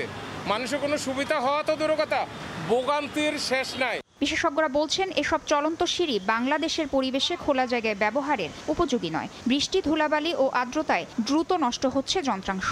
এতে বেড়ে যাচ্ছে রক্ষণাবেক্ষণের ব্যয়। ব্যক্তি স্বার্থ ছাড়া এসব প্রকল্প নেয়ার কোনো কারণ দেখেন না তারা। বাংলাদেশের আবহাওয়া, ধুলাবালি, যানজট থেকে যেই পলিউশন হয়, এই জায়গায় আউটডোরে এসকেলেটর নির্ভর ফুটওভার ব্রিজ চলবে, আমার মনে হয় একটু জেনে কথা বলতে হবে যারা যারা এটাকে বাস্তবায়নের জন্য অগ্রণী ভূমিকা পালন করেছে। বাংলাদেশে যদি আমি পলিউশন কন্ট্রোল করতে না পারি, ডাস্ট কন্ট্রোল করতে না পারি, বৃষ্টির জন্য যদি যথেষ্ট প্রোটেকশন না দিতে পারি, চুরিধারি যদি ঠেকাতে না পারি, মেনটেন্যান্সের প্র্যাকটিসটা যদি আনতে না পারি, এই ধরনের বিলাসী প্রজেক্ট করাটা মানে অন্যায়। সিটি কর্পোরেশন বলছে চলন্ত সিঁড়ি সচল রাখতে মূল সমস্যা হয়ে দাঁড়িয়েছে নগরবাসীর সচেতনতার অভাব আর যন্ত্রাংশ চুরি। 2025-26 অর্থ বছরে ফুটওভার ব্রিজ নির্মাণ খাতে ঢাকা উত্তর সিটির বরাদ্দ 16,50,00,000 টাকা। শিগগিরই চলন্ত সিঁড়িগুলো মেরামতের আশ্বাস কর্মকর্তাদের। মোটর থাকে, তারপরে আপনার উপরে যে পাটাতনটা থাকে, সেই পাটাতনগুলো চুরি হয়ে যায়। এই চুরিটা রোধের জন্য স্যার আনসার নিয়োগের একটা উদ্যোগ নিয়েছেন এবং এটা খুব শীঘ্রই আশা করা যায় যে প্রতিটা ব্রিজে আমরা আনসার নিয়ে দিতে পারবো। নগরবাসীর প্রত্যাশা কাগুজে প্রকল্প নয়, বরং তাদের জন্য বাস্তবসম্মত প্রকল্প নেবে সিটি কর্পোরেশন। ফুটওভার ব্রিজের চলন্ত সিঁড়ি ঠিক এভাবেই পড়ে রয়েছে বন্ধ বা অচল অবস্থায়। ফলে বাধ্য হয়ে নাগরিকদের চলতে হচ্ছে এই পাশের সিঁড়ি দিয়ে। পরিকল্পনাবিদরা বলছেন প্রযুক্তির ছোঁয়া যদি উন্নত না হয় তবে তা পরিণত হয় কিছুদিনের সাময়িক প্রদর্শনীতে, যার খেসারত দিতে হয় শেষ পর্যন্ত নগরবাসীকেই। তাসমিয়া নিশাত মিম, সময় সংবাদ, ঢাকা। স্থাপনের 3 বছরেও জনবল সংকটে চাঁদপুরের ছেঙ্গারচর পৌরসভার পানি শোধনাগার ও পাম্প স্টেশনের পূর্ণাঙ্গ কার্যক্রম শুরু হয়নি। এতে সরকারি সেবার সুবিধা থেকে বঞ্চিত হচ্ছেন পৌরবাসীর একটি বড় অংশ। তবে সমস্যা সমাধানে দ্রুত ব্যবস্থা নেওয়ার আশ্বাস কর্তৃপক্ষের। নাইমুল ইসলাম নীরবের ছবিতে ফারুক আহমেদের রিপোর্ট। চাঁদপুরের ছেঙ্গাচর পৌরসভায় বিশুদ্ধ পানি সরবরাহের জন্য 2022 সালে স্থাপন করা হয় পাম্প স্টেশন ও শোধনাগার, কিন্তু জনবল সংকটে এখনো পূর্ণাঙ্গ কার্যক্রম শুরু হয়নি। 3 বছর পার হলেও পাম্প স্টেশনটি থেকে সুবিধা পাচ্ছে কেবল স্টেশন সংলগ্ন এলাকা ও উপজেলা পরিষদ পর্যন্ত কিছু পরিবার। বাকি এলাকার বাসিন্দারা এর সুবিধা থেকে বঞ্চিত। সংশ্লিষ্টরা বলেছেন মাত্র একজন কর্মচারী স্টেশনটিতে দায়িত্ব পালন করছেন। প্রায় পুরো সময় বন্ধ থাকে পাম্প। শুধু একটা নামে মাত্র পৌরসভা, নাই কোনো সুবিধা, কিচ্ছু নাই। 10,000 ফ্যামিলি আপনার এই পৌরসভার পানি বঞ্চিত আছে। কোথাও যদি ত্রুটি হয়, সেই ত্রুটি মেরামতের করার জন্য বা সারানোর জন্য তাদের কাছে সেই জনবল পর্যন্ত নেই, টেকনিশিয়ান নেই। বিভিন্ন রাস্তাঘাটের কাজকামের কারণে বিভিন্ন জায়গায় লাইনগুলো আমাদের ভাঙচুর হচ্ছে। এজন্য আমরা এটা মানে করে সংশোধন করে উঠতে পারতেছি না। তবে সমস্যার সমাধানে দ্রুত ব্যবস্থা নেওয়ার আশ্বাস দিয়েছে কর্তৃপক্ষ। পাইপগুলো যদি আমরা চেঞ্জ করতে পারি এবং যদি আমরা এখানে আমাদের একজন টেকনিক্যাল পার্সন পাই যিনি আসলে এগুলা সার্বিকভাবে সর্বদা রক্ষণাবেক্ষণ করতে পারবেন, তাহলে হয়তো বা পানি শোধনাগারটা আমরা অ্যাকচুয়ালি যেই পারপাজে এটা করা হয়েছে সেটার উদ্দেশ্য সফল হবে আর কি। তো মূল সংকট হচ্ছে আমাদের জনবল সংকট। ছেঙ্গাচর পৌরসভার পাম্প স্টেশন ও শোধনাগার থেকে 10,450টি পরিবারকে পাইপলাইনের মাধ্যমে বিশুদ্ধ পানি সরবরাহের পরিকল্পনা আছে। ফারুক আহমদ, সময় সংবাদ, চাঁদপুর। উপকূলের লবণ উৎপাদনের মৌসুম শুরু হলেও মাঠে নেই চাষি। প্রস্তুত হয়নি মাঠ, গর্তে পড়ে আছে শত শত মন অপরিশোধিত লবণ। চাষিদের দাবি ন্যায্য মূল্য নিশ্চিত না হওয়া পর্যন্ত লবণ মাঠে নামবেন না তারা। বিসিকের আশা শিগগিরই উৎপাদনে যাবেন চাষিরা, আর ন্যায্য মূল্য নির্ধারণে ব্যবস্থা নেওয়ার আশ্বাস দিয়েছেন শিল্প সচিব। মোহাম্মদ ফরাজের ক্যামেরা বিস্তারিত জানাচ্ছেন সুজাউদ্দিন রুবেল। কক্সবাজার সদর উপজেলার হায়দারপাড়া বটতলী এলাকা। গত বছর এ দিনে মাঠে লবণ উৎপাদনে ব্যস্ত ছিল চাষিরা, আর এবছর লবণ উৎপাদন তো দূরে থাক, এখনও মাঠ প্রস্তুত কিংবা মাঠেই নামেনি তারা। শীতকালকে ঘিরে শুরু হয় দেশের লবণ উৎপাদনের প্রধান মৌসুম, যা চলে নভেম্বর থেকে মে মাস পর্যন্ত। এই সময়ে কক্সবাজার ও চট্টগ্রামের বাঁশখালী উপকূলীয় অঞ্চলে লবণ মাঠ তৈরি থেকে শুরু করে উত্তোলন হয় সমুদ্রের নোনা পানি শুকানোকে কেন্দ্র করে। হায়দারপাড়া বর্তলি গ্রামের লবণ চাষী সৈয়দ আলম গত বছর 2 একর জমিতে লবণ চাষ করে উৎপাদন করেন 950 মণ লবণ, কিন্তু লবণের ন্যায্য মূল্য না পাওয়ায় গুনতে হয়েছে 2.5 লাখ টাকার লোকসান। গেল বছর হসকানি মাঠ গজিলাম 2 লাখ 2.5 লাখ টাকা লস খাই, দুজন মানুষের দামাইতে 3 লক্ষ টাকা, তুলে হান আছে খরচ আছে, তুলে ফুসাইতে পারি নুনের দাম কম। শুধু সৈয়দ আলম নন, এখনও লবণ মাঠে নামেনি কক্সবাজার সদর, ঈদগাঁ, টেকনাফ, মহেশখালী, চকরিয়া ও পেকুয়ার চাষিরা। তাদের দাবি লবণের ন্যায্য মূল্য নিশ্চিত এবং জমির লিজ মূল্য না কমালে মাঠে নামবেন না তারা। এবছর আমরা মাঠে নামবো না, কারণ আমি গেল বছর 4 একর মাঠ করে 3 লাখ টাকা লস দিছি। প্রায় 1000 মণ নুন আমাদের গাতের মধ্যে থাকি গেছে, আমরা বিক্রি করতে পারছি না লবণের দাম না পাওয়ানোর কারণে। এখনও মাঠে মজুদ রয়েছে গত বছরে 3,40,000 মেট্রিক টন লবণ। এখন শুধুমাত্র বাঁশখালীর সোনুয়া এবং কক্সবাজারের কুতুবদিয়া এলাকার চাষিরা মাঠে নেমেছেন। তবে শীঘ্রই লবণ উৎপাদনে মাঠে নামবেন চাষিরা, এমনটাই আশা বেসিকের। আশাবাদী যে চাষিরা মাঠে অচিরেই নেমে যাবে, যেসব এলাকা এখনো নামেনি, এবং বাঁশখালী এবং কুতুবদিয়ায় আমরা আশা করছি যে সামনের সপ্তাহে আমরা প্রথম লবণটা পাবো। আর শিল্প মন্ত্রণালয়ের সচিব জানালেন, লবণের ন্যায্য মূল্য নিশ্চিত করা সহ নানা সমস্যা নিরসনে কাজ করছেন তারা। উৎপাদনকারীরা ন্যায্য মূল্য পাচ্ছে না এবং তাদের ন্যায্য মূল্য কিভাবে পাওয়া যায় সেটার জন্য আমাদের একটা পাওয়ার পয়েন্ট প্রেজেন্টেশন হয়েছে এবং বিভিন্ন স্টেক হোল্ডাররা, যারা মিলাররা, বিভিন্ন অ্যাসোসিয়েশনের সদস্যরা, তারা বিভিন্ন রকমের সাজেশন দিয়েছে। আমরা সেটা পর্যালোচনা করে নতুন করে এই মূল্য নির্ধারণের জন্য কমিটি আছে, সেই কমিটি মিটিং করব। গত বছর 69,000 একর জমিতে 41,000-এর বেশি চাষি লবণ উৎপাদনে নিয়োজিত ছিল, আর চলতি বছর লবণ উৎপাদনের লক্ষ্যমাত্রা ধরা হয়েছে 26,18,000 মেট্রিক টন। সুজাউদ্দিন রুবেল, সময় সংবাদ, কক্সবাজার। নদীতে জাল ফেলে হতাশ ভোলার জেলেরা। 22 দিনের নিষেধাজ্ঞা শেষ হলেও মেঘনা তেঁতুলিয়ায় নেই ইলিশের দেখা, তবে অন্যান্য মাছের সঙ্গে ধরা পড়ছে 3 থেকে 15 কেজি ওজনের পাঙ্গাস। এতে কিছুটা স্বস্তি মিলেছে জেলেদের। নিয়মিত অভিযান পাঙ্গাসের উৎপাদন বাড়িয়েছে বলে জানিয়েছে মৎস্য বিভাগ। নাসিরউদ্দিন লিটনের তথ্য, উৎপল দেবনাথের ছবিতে রিপোর্ট। প্রজনন মৌসুমে মা ইলিশ রক্ষায় 22 দিনের নিষেধাজ্ঞা শেষে গত 25 অক্টোবর থেকে মেঘনায় জাল ফেলছেন জেলেরা। তবে তারা ঘাটে ফিরছেন অনেকটা খালি হাতে। এদিকে জেলেদের হতাশার মধ্যে ভোলার মেঘনা তেঁতুলিয়া নদীতে ধরা পড়ছে বড় আকারের পাঙ্গাস, যার ওজন 3 থেকে 15 কেজি পর্যন্ত।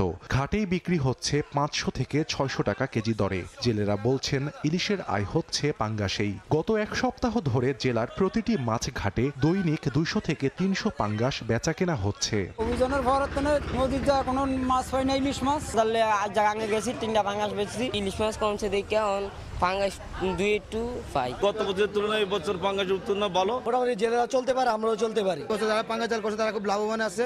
এই পাঙ্গাসের মাল 2-4 হাজার আমরা মাল পাই। বড়টার বড় দাম, ছোটটার ছোট দাম। 2-4 কেন পাঙ্গাস পাই, এই পাঙ্গাস পাই আমরা মোটামুটি চলি। 10 কেজি ওজনের পাঙ্গাস ওটা আমরা এখানে ঠিকা বিক্রি করি। ছোটটা কত 2500-2000 এরকম।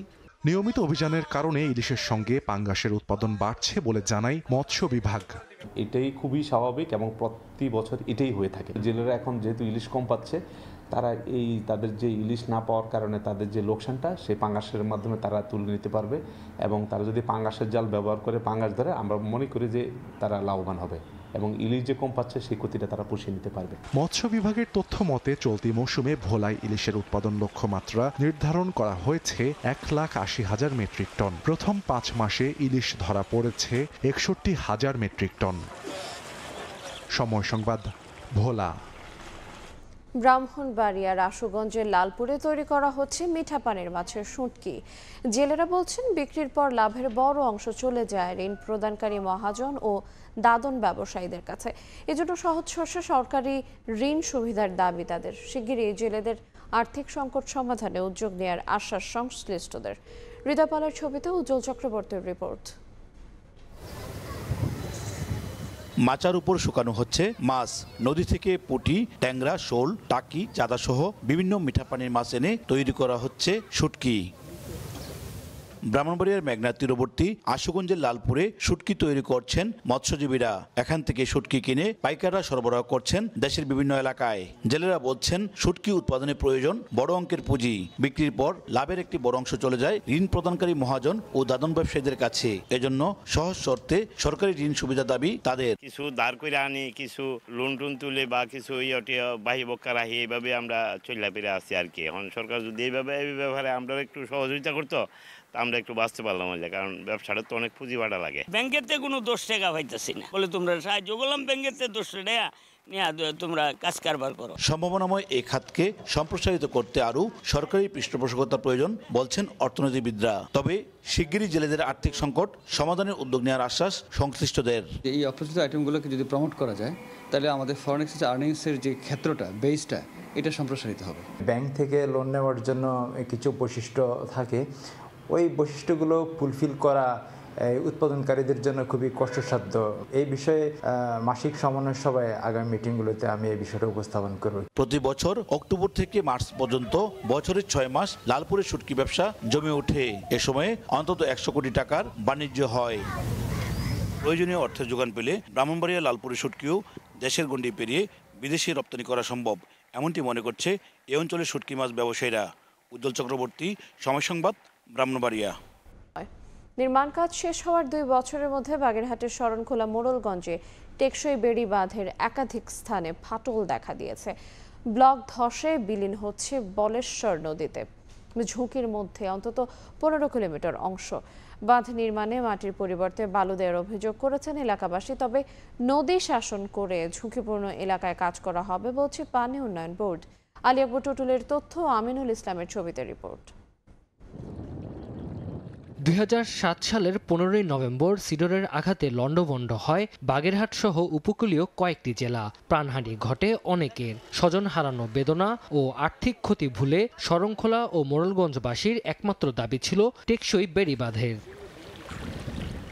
তবে নির্মাণ কাজ শেষ হবার 2 বছরের মধ্যে শরণখোলা উপজেলার বগি, গাবতলা, মোড়লগঞ্জ সহ একাধিক স্থানে ফাটল, বাঁধের ব্লক ধসে বিলীন হচ্ছে বলেশ্বর নদীতে।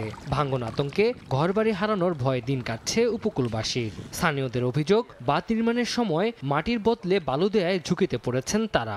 অনিয়ম অব্যবস্থাপনার কারণে এই বাঁধ এখন প্রায় ভঙ্গুর। মুখে বলে গেছে, কাজে তারা কিছু দেয় নাই। 5-7 হাজার লোক আছে, তারা অনেক ঝুঁকিপূর্ণের মধ্যে আছে। টেকসই ভেরিবাঁধ না দিয়া আমাদের বালি দিয়া ভরণ করিয়া আমাদের এই রাস্তা তৈরি করে গেছে। এলাকার মানুষের প্রাণের দাবি, জলবায়ু ঝুঁকিতে যেহেতু রয়েছে, তারা জলবায়ু ঝুঁকির থেকে বাঁচার জন্য তাদের প্রাণের দাবি এলাকায় একটা টেকসই ভেরিবাঁধ হোক। নদী শাসন করে ঝুঁকিপূর্ণ এলাকায় কাজ করা হবে বলে জানিয়েছে পানি উন্নয়ন বোর্ড কর্তৃপক্ষ। মূলত আমরা যেসব পরিকল্পনা এখন গ্রহণ করছি বা যেসব কাজ শুরু হয়েছে, এগুলো নদী শাসনেরই কাজ। বেড়িবাঁধ মাটির যে অংশটা, এটি মেরামত হবে, প্লাস এটার সঙ্গে সঙ্গে পাশাপাশি নদী শাসনের কাজটা হবে। তাহলে পরে নদী শাসন এবং বেড়িবাঁধ রক্ষা দুটি কাজে আমাদের একসঙ্গে হয়ে যাবে। শরণখোলা মোড়লগঞ্জের 64 কিলোমিটারের মধ্যে 15 কিলোমিটার এলাকা ঝুঁকির মধ্যে রয়েছে। সময় সংবাদ, বাগেরহাট। খাগড়াছড়ির দীঘিনালায় প্রাকৃতিক ভারসাম্য ও জীববৈচিত্র্য রক্ষায় উদ্যোগী হয়েছেন পাড়াবাসী। 700 একরের বেশি এলাকা জুড়ে সংরক্ষণ করা হচ্ছে বন। স্থানীয়ভাবে পাড়া বন হিসেবে পরিচিত এলাকাগুলোর বন্য প্রাণীর নিরাপদ আবাসস্থল। বনের উদ্ভিদ, ছড়া আর ঝর্ণা দেখে মুগ্ধ হন দর্শনার্থীরা। জিতেন বড়ুয়ার পাঠানো তথ্য এবং ছবি নিয়ে রিপোর্ট। গর্জন, চাপালিশ, বনজলপাই, তেলসুর সহ বহু প্রজাতির গাছ নিয়ে খাগড়াছড়ির দীঘিনালা উপজেলার পাবলাখালীতে গড়ে উঠেছে পাড়াবন। 700 একরের বেশি জায়গা জুড়ে ভিলেজ কমন ফরেস্ট বা VSF নামে পরিচিত এই বন। বিভিন্ন প্রজাতির গাছের পাশাপাশি হরিণ, বনমোরগ, ভাল্লুক, ময়না, টিয়া সহ নানা বনজ প্রাণীর আবাসস্থল পাড়াবনে। পাবলাখালী মৌজা বনের ভেতরে রয়েছে অন্তত 6টি ঝরা ও ঝর্ণা। বন টিকে থাকায় এগুলোর পানি প্রবাহ রয়েছে স্বাভাবিক। এসব পানি আশেপাশের কৃষি জমিতে সরবরাহ করা হচ্ছে। বন সংরক্ষণের পেছনে আর্থিক সহায়তা দিচ্ছে ইউএনডিপি ও পার্বত্য জেলা পরিষদ। স্থানীয় বাসিন্দারা নিজ উদ্যোগে বন সংরক্ষণে ভূমিকা রাখছেন। এই মৌজা বন যাতে আমরা ভালোভাবে সংরক্ষণ করতে পারি। গ্রামের একটা আইন করেছি, যে গাছ কাটবে ওখান থেকে তাকে আইন অনুসারে শাস্তি জরিমানা দিতে হবে। বন বিভাগের যে উদ্যোগ সেটা হচ্ছে যে তাদেরকে মোটিভেশন দেওয়া, মোটিভেশনের মাধ্যমে এই বিলুপ্ত প্রজাতির উদ্ভিদ বন্যপ্রাণী এগুলো রক্ষা করলে ভবিষ্যৎ প্রজন্ম এগুলো দেখবে। স্থানীয়রা মনে করেন এই বন শুধু পরিবেশ নয়, জীবন ও জীবিকার সঙ্গেও গভীরভাবে জড়িত। দর্শনার্থীদের অনেকে বনের ভেতর ছড়া, ঝর্ণা আর গাছ দেখে মুগ্ধ হন। পরিবেশের যে বিপর্যয় সেটা আসলে রক্ষা করার জন্য কিন্তু এখানকার যে পার্বত্য চট্টগ্রামে পারাবন বা মৌজা বনের যে চর্চা, সেটা কিন্তু একটি বড় একটি উদাহরণ হিসেবে কিন্তু আমরা দেখাতে পারি। জেলার বিভিন্ন এলাকায় 59টি পারাবন রয়েছে, যেগুলো স্থানীয়দের উদ্যোগে টিকে আছে। সময় সংবাদ, খাগড়াছড়ি। পর্যটকের ভিড় বাড়ছে বান্দরবানে, বিশেষ করে পর্যটন আকর্ষণের কেন্দ্রবিন্দু কেওক্রাডং পর্বত। এখান থেকে ভোরের দৃশ্য দেখতে প্রতিদিন ভিড় করেন শত শত পর্যটক। তবে উল্টো চিত্র রাঙামাটিতে। পর্যটন মৌসুমে জেলায় পর্যটকদের উপস্থিতি কমে গেছে, এতে লোকসানের আশঙ্কায় ব্যবসায়ীরা। বিস্তারিত রিপোর্টে। চারদিকে মেঘে ঢাকা সবুজ পাহাড়, নীল আকাশ ভেদ করে উকি দিচ্ছে লাল সূর্য। কেওক্রাডং পর্বত থেকে ভোরের দৃশ্য দেখতে ভিড় করেছেন শত শত পর্যটক।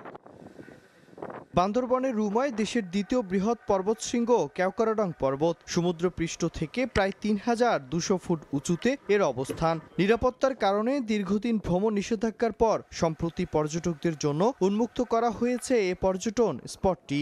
এরপর থেকে পর্বতটির সৌন্দর্য দেখতে দেশের বিভিন্ন প্রান্ত থেকে প্রতিদিন ছুটে আসছেন ভ্রমণ পিপাসুরা। কাছে থেকে মেঘ উপভোগ করা যাচ্ছে, হেলিপ্যাড তো আছেই, খুবই ভালো লাগতেছে। পাহাড়ের যে রাস্তাটা আঁকা বাঁকা মেঘ, এটা আপনি যদি না দেখেন নিজের চোখে আপনি চিন্তা করতে পারবেন। 3 পার্বত্য অঞ্চলে সবচেয়ে সুন্দর হচ্ছে বান্দরবন। আপনি বান্দরবন 3 বছর না 10 বছর ঘুরলে আপনি শেষ করতে পারবেন না। পর্যটকদের ভ্রমণ নিরাপদ করতে সেনাবাহিনীর পাশাপাশি কাজ করছে টুরিস্ট পুলিশ। পুলিশের পক্ষ থেকে আমাদের টহল ডিউটি আছে, পাশাপাশি আমাদের বিভিন্ন বিলবোর্ড আছে, বিভিন্ন সাইনবোর্ড আছে, এখানে আমাদের নাম্বার দেওয়া আছে। কোনো পর্যটক যদি সহায়তা চান তাহলে ওই নাম্বারে ফোন দিলে আমরা আমাদের ক্যাপাসিটির মধ্যে যতটুকু আছে আমরা হেল্প করি। পাশাপাশি আমরা জেলা পুলিশ এবং বাংলাদেশ সেনাবাহিনীর সাথে সমন্বয় করে কাজ করছি। এদিকে উল্টো চিত্র রাঙামাটিতে। পর্যটন মৌসুমে জেলার পর্যটকদের উপস্থিতি কমে গেছে। আইকন, ঝুলন্ত সেতু সহ অন্যান্য স্পটে নেই দর্শনার্থীদের তেমন আনাগোনা। বেশিরভাগ পর্যটকবাহী নৌকা বাধা রয়েছে ঘাটে। আশপাশের বাণিজ্যিক কেন্দ্রগুলো প্রায় ফাঁকা, এতে লোকসানের আশঙ্কায় ব্যবসায়ীরা। এই নভেম্বর মাসে আমাদের ওইরকম আশানুরূপ টুরিস্ট নেই, টুরিস্ট সারা পাচ্ছি না। আমরা ব্যবসা নিয়ে যথেষ্ট চিন্তিত। আমরা আশা করছি নভেম্বরের শেষ নাগাদ আমাদের প্রত্যাশা অনুযায়ী টুরিস্ট রাঙামাটিতে আসবেন। রাঙামাটিতে প্রতি বছর প্রায় 5 লাখ পর্যটক আসেন। এর মধ্যে প্রায় 3 লাখ ভ্রমণ করেন পর্যটন মৌসুম নভেম্বর থেকে মার্চে। মিরন আহমেদ, সময় সংবাদ। উত্তরের জনপদে কমতে শুরু করেছে তাপমাত্রা, বইছে হিমেল হাওয়া। শীতের আগমনের আরও খবর জানাতে ঠাকুরগাঁও শহরে আছেন রিপোর্টার জিয়াউর রহমান বকুল। সরাসরি যাব তার কাছে। বকুল, উত্তরের জেলাগুলোর মধ্যে সবচেয়ে বেশি কিন্তু শীত পড়ে পঞ্চগড় এবং ঠাকুরগাঁও, এবং সেই কারণেই আমরা কিন্তু যেটি লক্ষ্য করছি যে গত কয়েকদিন ধরে শীতের যে মাত্রা, সেই মাত্রাটা কিন্তু দিন দিন বাড়ছে। তবে মাঝে মাঝে আমরা লক্ষ্য করছি যে ঘন কুয়াশায় পথঘাট ঢাকা থাকছে এবং হিম শীতল যে বাতাস, সেই বাতাসও কিন্তু অনুভূত হচ্ছে। তবে বেলা বাড়ার সাথে সাথে সূর্যের দেখা মেলায় যেই উত্তাপ, সেই উত্তাপ কিন্তু আবার পড়ছে। অর্থাৎ বলা চলে যে শীতের এবং গরমের যে ডামাডোল, সেই ডামাডোলের মধ্যেই কিন্তু জনজীবন বিরাজ করছে। তবে ভোর সকাল থেকে যারা কর্মজীবনে যায় তাদের কিন্তু সবচেয়ে বেশি কষ্ট হয়, কারণ তারা ভোর সকালে বাসা থেকে বের হয়ে শহরে আসে। শহরে আসার পরে তখন নিজ নিজ যেই কাজ, সেই কাজে কিন্তু তারা ব্যস্ত হয়। এই সময় যে কনকনে শীতের যে অনুভূতি সেটি কিন্তু এখন বোঝা যাচ্ছে এবং দিন যত যাচ্ছে ততই কিন্তু শীতের মাত্রাটা বাড়ছে।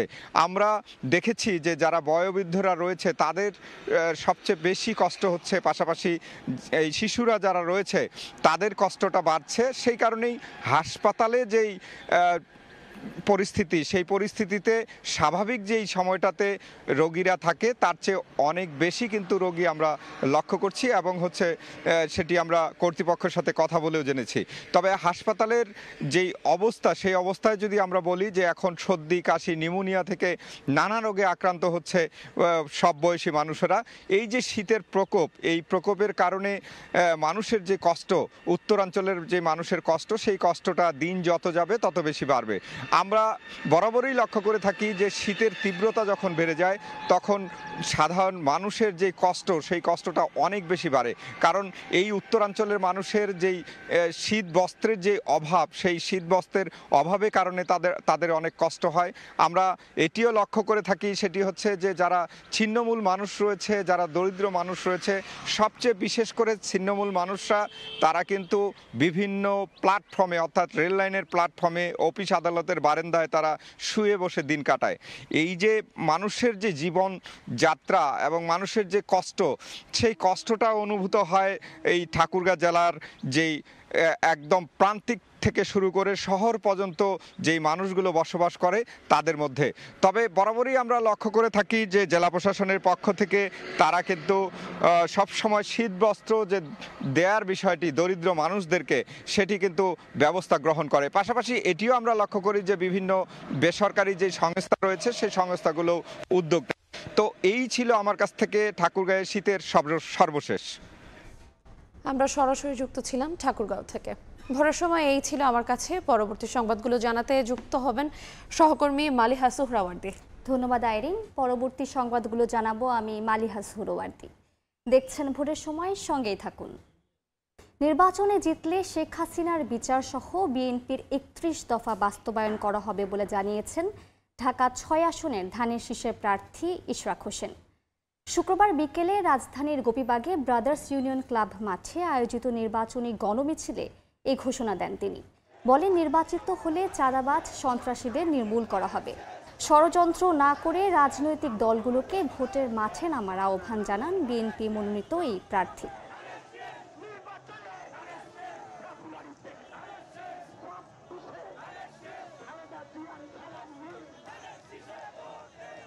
আগামী ফেব্রুয়ারি মাসে একটি জাতীয় নির্বাচন হবে। সেই জাতীয় নির্বাচনে বাংলাদেশের মানুষের উপরে সমস্ত কিছু আপনারা দয়া করে ছেড়ে দেন, তারাই নির্ধারণ করুন। আপনারা আপনাদের সংস্কার প্রস্তাব, আপনাদের কর্মসূচি নিয়ে দাঁড়ে দাঁড়ে যান। জনগণ যাকে ভালো মনে করবে তারাই রাষ্ট্র পরিচালনায় আগামী দিনে আসবে। শেখ হাসিনার নির্দেশে নৈরাজ্য ও অগ্নিসংযোগের ঘটনা ঘটছে বলে মন্তব্য করেছেন বিএনপির স্থায়ী কমিটির সদস্য ডক্টর এজেড.এম. জাহিদ হোসেন। শুক্রবার দুপুরে দিনাজপুরে হিলি পৌর শহরের ওসমানপুর উচ্চ বিদ্যালয় মাঠে ফ্রি মেডিকেল ক্যাম্পে এ মন্তব্য করেন তিনি। আজকে আবারও যে জ্বালাও পোড়াও শুরু হয়েছে, জ্বালাও পোড়াওয়ের রানী আজকে পালিয়ে বিদেশে আছে। কাজেই উনার নির্দেশে আজকে বাংলাদেশে যে সকল বিশৃঙ্খলা, অগ্নিসংযোগ, মানুষের এই ঐক্যের কাছে এই সমস্ত ষড়যন্ত্রকারীরা হেরে যাবে। কারণ জনগণের যে গণ ঐক্য তৈরি হয়েছে সেই ঐক্যই জয়যুক্ত হবে। আগামী জাতীয় নির্বাচন সুশৃঙ্খলভাবে হবে ইনশাআল্লাহ। কোনো ষড়যন্ত্রই এই নির্বাচনকে আটকে রাখতে পারবে না। 10 শিক্ষক নেতাকে বিএনপি থেকে এমপি পদে মনোনয়ন দেওয়ার দাবিতে মানববন্ধন করছে শিক্ষক কর্মচারী ঐক্যজোট। শুক্রবার বিএনপি কেন্দ্রীয় কার্যালয়ের সামনে এই কর্মসূচি পালন করেন তারা। বলেন, অন্য পেশাজীবীদের থেকে মনোনয়ন দেয়া হলেও শিক্ষকদের থেকে দেয়া হয়নি। শিক্ষকদের অধিকার আদায়ের জন্য হলেও বিএনপির ভারপ্রাপ্ত চেয়ারম্যান যেন শিক্ষকদের মনোনয়নের কথা বিবেচনা করেন। শিক্ষকদের মধ্য থেকে মনোনয়ন না দিলে সামনে কঠোর আন্দোলনেরও হুঁশিয়ারি দেন মানববন্ধনকারীরা। আজকে শিক্ষক কর্মচারী ঐক্য জোটের এই মানববন্ধনে আমাদের একটাই মাত্র দাবি, শিক্ষকদেরকে 5% জাতীয় সংসদে যাওয়ার জন্য আমরা জোর দাবি জানাচ্ছি। 41 জনকে জামাত ইসলাম মনোনয়ন দিয়েছে, সুতরাং বাংলাদেশ শিক্ষক কর্মচারী ফেডারেশনের পক্ষ থেকে কেন নয়, কমপক্ষে 10 থেকে 15 জন শিক্ষক যাতে পার্লামেন্টে প্রতিনিধিত্ব করতে পারে সেই সুযোগ আমাদের দল যাতে করে দেয়। কিশোরগঞ্জে সেচ প্রকল্প নিয়ে ষড়যন্ত্র ও মিথ্যা তথ্য প্রচারের প্রতিবাদে বিক্ষোভ মিছিল করেছে কৃষকরা। শুক্রবার বিকেলে অষ্টগ্রাম অলওয়েদার সড়কের 0 পয়েন্ট এলাকায় এ সমাবেশ অনুষ্ঠিত হয়। এতে অংশ নেন উপজেলার বিভিন্ন ইউনিয়ন থেকে কয়েকশো কৃষক। তারা অভিযোগ করেন একটি প্রভাবশালী মহল সেচ প্রকল্পে অনৈতিক সুবিধা দিতে না পেরে এখন বিভিন্ন মাধ্যমে মিথ্যা তথ্য প্রচার করছে। এ সময় চলমান অপপ্রচার বন্ধ করে দ্রুত সেচ প্রকল্প চালু করার দাবি জানান তারা। মুন্সিগঞ্জে মেট্রো রেল সম্প্রসারণের দাবিতে মানববন্ধন করেছেন এলাকাবাসী। শুক্রবার সকালে মেট্রো রেলের দাবিতে মুক্তারপুর থেকে মুন্সিগঞ্জ শহর পর্যন্ত মানববন্ধন করেন তারা। পরে জেলা প্রেস ক্লাবের সামনের সড়কে সংক্ষিপ্ত আলোচনা সভা অনুষ্ঠিত হয়। মেট্রো রেল সম্প্রসারণ না হলে কঠোর আন্দোলনের ঘোষণা দেন বক্তারা।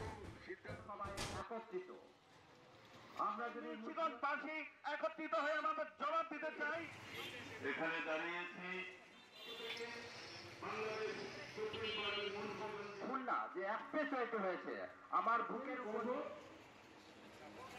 এখানে যারা দাঁড়িয়েছে ঢাকা বিশ্ববিদ্যালয়ে, ঢাকার বাইরে আপনাদের সকলকে আমরা আমাদের ঢাকার সপ্তাহ ব্যবধানে নাটোরের বাজারে কমেছে শীতকালীন সবজির সরবরাহ। এতে কিছুটা বেড়েছে দাম। এই মুহূর্তে শহরের স্টেশন রোডে পাইকারি সবজির বাজারে রয়েছেন আল মামুন। সরাসরি যাচ্ছি তার কাছে। সব ধরনের সবজির দাম কিন্তু বৃদ্ধি পেয়েছে গত সপ্তাহের তুলনায়। চলতি সপ্তাহে সব ধরনের সবজিতে 10 থেকে 40 টাকা পর্যন্ত বৃদ্ধি পেয়েছে।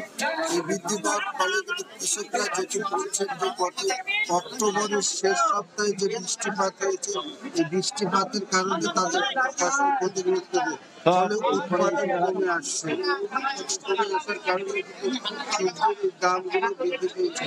আজকে আমরা সকাল থেকে যেতে দেখছি স্টেশন বাজার থেকে শহরে 60 থেকে 65 টাকা। এই শিম যেটুকু দেখছি 110 থেকে 120 টাকা কেজি, বেগুন 70 থেকে 80 টাকা কেজি, পালং শাক 60 থেকে 65 টাকা কেজি, করলা 65 থেকে 70 টাকা কেজি, মূলা 20 থেকে 25 টাকা কেজি। এছাড়া লাউ কিনতে গেলে প্রতি পিস যেটা দেখেছি আমরা 18 থেকে 20 টাকা পিস, বাঁধাকপি 35 থেকে 40 টাকা পিস। একটি বিষয় যেটি বলছে যে এখানে হঠাৎ করে এই দাম বৃদ্ধির কারণে কিন্তু বড় ধরনের যে মানুষ রয়েছে তারা কিন্তু আবার ব্যাঘাতে পড়ছে বলে যেটি দাবি করছে। তবে আড়তদার যারা রয়েছে তারা কিন্তু বলছে যে সরবরাহ তুলনায় কিন্তু চাহিদা 4 গুণ বেশি রয়েছে এবং এর প্রেক্ষিতে নিয়ে সবজি দাম যেটি বৃদ্ধি পেয়েছে এবং অতিরিক্ত দামে বিক্রি হচ্ছে।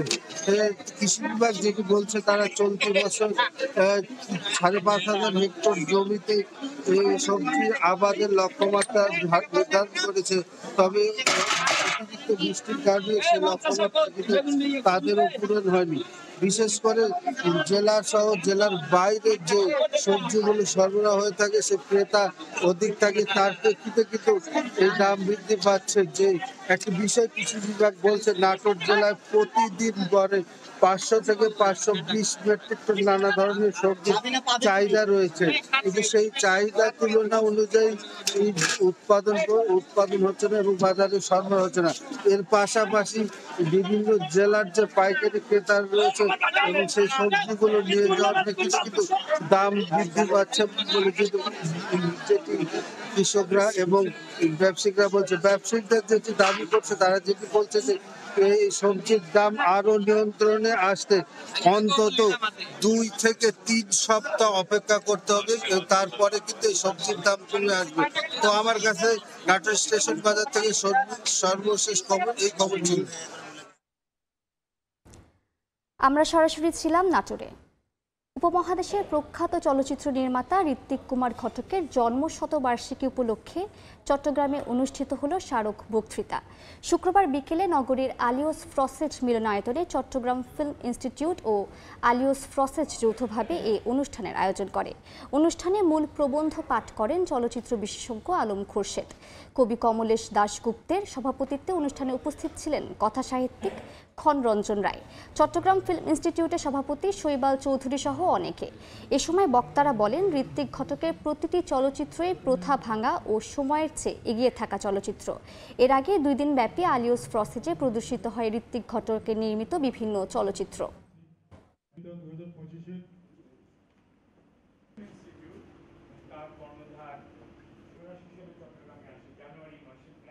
বিরতি লঙ্ঘন করে চলা বিমান হামলার মধ্যে মরার ওপর খাড়ার ঘা হয়ে উঠেছে শীতকালীন বৃষ্টি। ডুবে গেছে লাখ লাখ ঘরছাড়া মানুষের আশ্রয় শিবির। এর মধ্যে 20,000 শান্তিরক্ষী নিয়ে গাজায় মিশনে প্রস্তুত ইন্দোনেশিয়া। অন্যদিকে দক্ষিণ আফ্রিকায় নথিহীন অবস্থায় পৌঁছানো 153 ফিলিস্তিনির রহস্যময় যাত্রাপথ তদন্তের ঘোষণা দিয়েছেন প্রেসিডেন্ট রামাফোসা। পশ্চিম তীরে অভিযানের মধ্যে চলছে হত্যাযজ্ঞ। বেইত লাহিয়া, গাজার পূর্বাঞ্চল ও খান ইউনিসে রাতভর চলে বিমান হামলা। তীব্র নিরাপত্তাহীনতার মধ্যে গাজার 9 লাখের বেশি বাস্তুচ্যুত মানুষ আশ্রয় নিয়েছে তাঁবুতে। একটি শক্তিশালী নিম্নচাপ ধেয়ে আসায় আশঙ্কা বাড়ছে নতুন বিপর্যয়ের। রাতভর বৃষ্টিতে সকালে তাঁবু খোলার পর দেখা গেছে ভেতরে হাঁটু সমান পানি। ভিজে গেছে শিশুদের কাপড় ও খাবার। গাজার সিভিল ডিফেন্স বলছে, সরঞ্জামহীন অবস্থায় তারা শত শত সহায়তার আবেদন পাচ্ছে, কিন্তু সাড়া দেওয়ার মতো সক্ষমতা নেই। জাতিসংঘ বলছে 14 লাখ মানুষ জরুরি আশ্রয় সামগ্রী চাইলেও সংগ্রহ করা যাচ্ছে না প্রয়োজনীয় সরবরাহ। একই সময়ে অবকাঠামো ধ্বংস, চিকিৎসা সংকট ও নিরাপত্তাহীনতা মিলিয়ে দক্ষিণ গাজা দ্রুত অসুরক্ষিত মানবিক অঞ্চলে রূপ নিচ্ছে। এদিকে ইন্দোনেশিয়ার জাকার্তায় প্রতিরক্ষা মন্ত্রী সিয়াফ্রি শামসুদ্দিন জানিয়েছেন, চিকিৎসক, প্রকৌশলী ও সামরিক সদস্য মিলিয়ে 20,000 কর্মী গাজা মিশনের জন্য প্রস্তুত। জাতিসংঘের আনুষ্ঠানিক অনুমোদন অথবা যুক্তরাষ্ট্র সমর্থিত একটি আন্তর্জাতিক প্ল্যাটফর্মের মাধ্যমে এই পদক্ষেপ বাস্তবায়ন সম্ভব বলে জানানো হয়েছে। ইন্দোনেশিয়া মনে করছে, একটি আন্তর্জাতিক স্টেবিলাইজেশন মিশন ছাড়া গাজার মানবিক পরিস্থিতি নিয়ন্ত্রণে আনা অসম্ভব।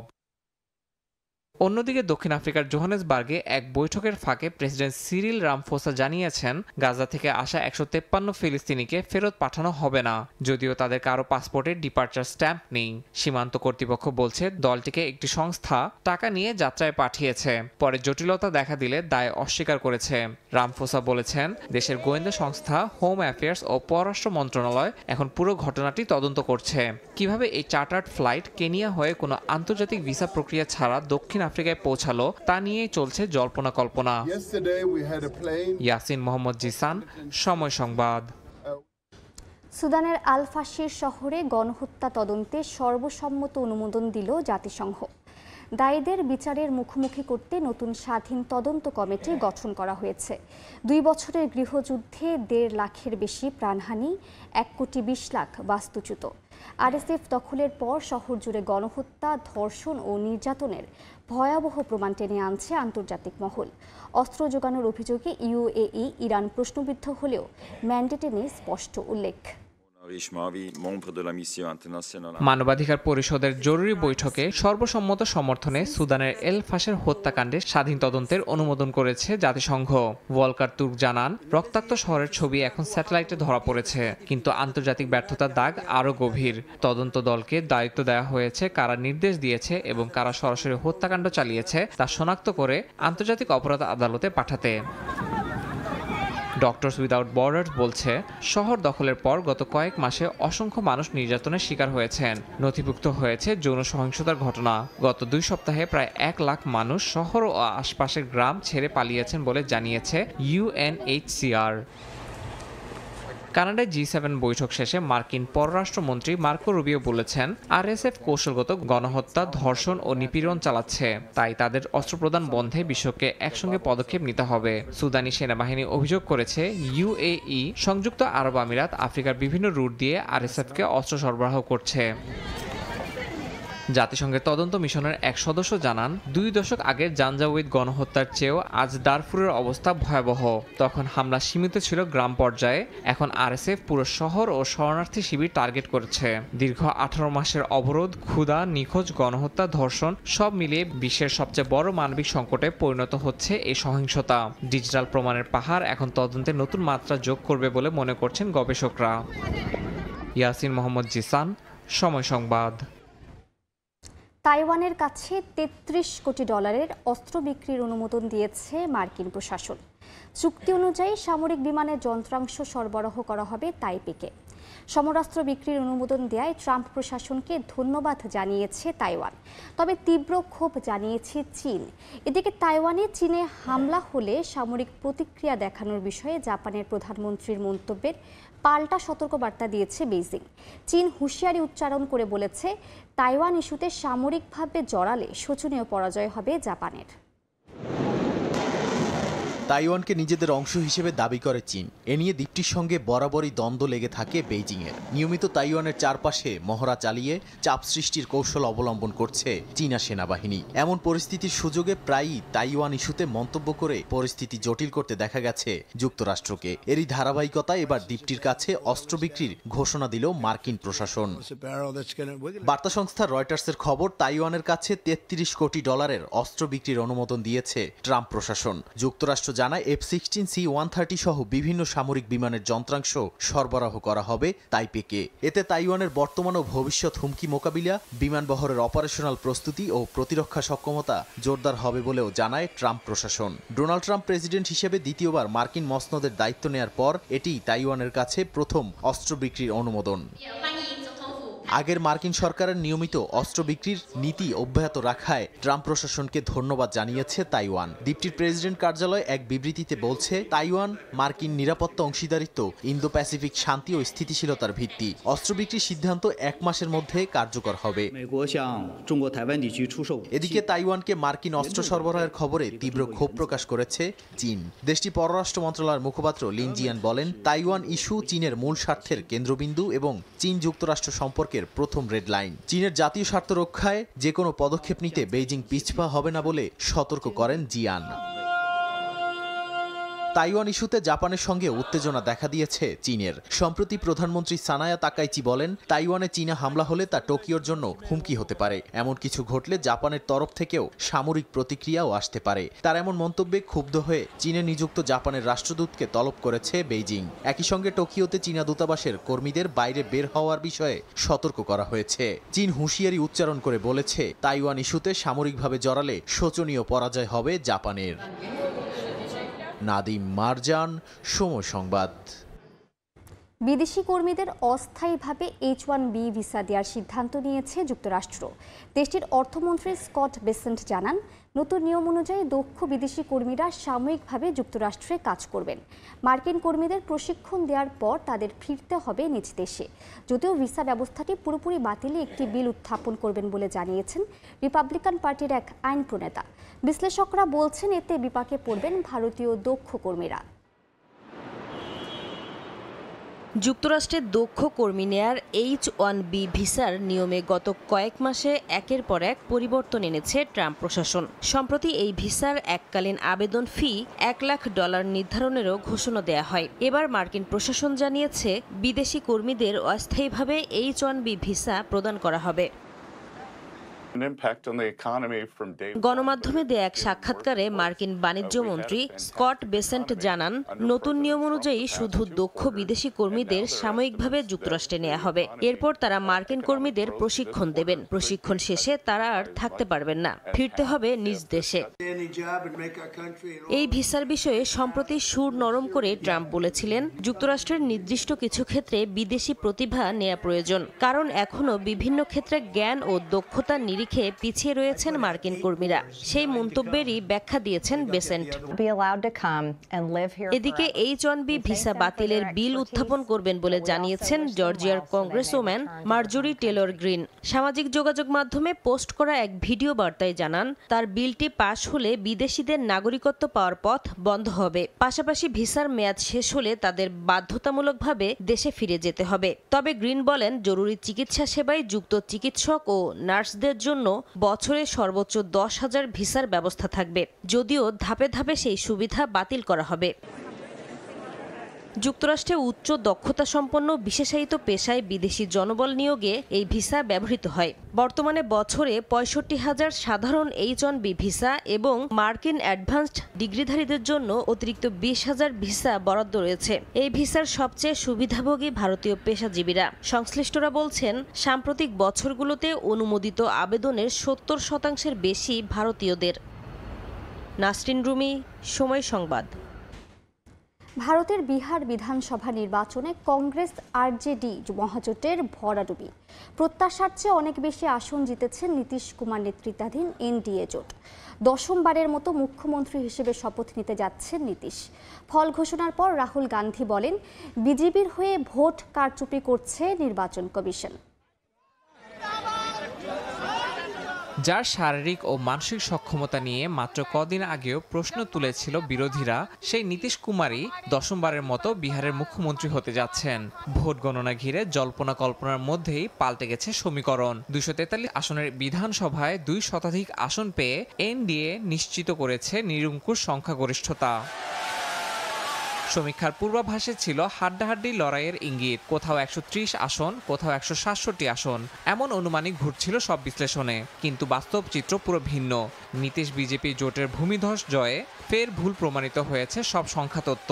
টানা 2 দশক ক্ষমতায় থাকার পরও নীতিশ কুমারের ভাবমূর্তি যে অটুট, এই ফল তারই প্রতিফলন। 2010 সালের মতোই এবারও জেডিইউ বিজেপি জোট শক্ত অবস্থানে। 15 বছর পরেও সে আধিপত্য আবারও নিশ্চিত করেছে এনডিএ। মধ্যপ্রদেশ, ছত্তিশগড়, মহারাষ্ট্র, হরিয়ানা সবখানে সম্ভাবনার বাইরে ফল এনে বিজেপি যে ধারা ধরে রেখেছে তার সর্বশেষ উদাহরণ বিহার। তবে নির্বাচন কমিশনকে ঘিরেও বিতর্ক কম নয়। ভোটের আগে শুরু হওয়া ভোটার তালিকা সংশোধনের বাদ যায় 47 লাখের বেশি নাম। বিরোধীরা অভিযোগ তোলে এটি এনডিএকে সুবিধা দেওয়ার কৌশল। ফল ঘোষণার পর অভিযোগ তোলেন রাহুল গান্ধী, বলেন বিজেপির হয়ে ভোট কারচুপি করেছে নির্বাচন কমিশন। আগামী বছর পশ্চিমবঙ্গ, কেরালা, তামিলনাড়ু, পুদুচেরি ও আসামে বিধানসভা নির্বাচন। বিশ্লেষকদের মতে বিহারের এই ফলের পর নতুন করে আশা দেখছে বিজেপি। ইয়াসিন মোহাম্মদ জিসান, সময় সংবাদ।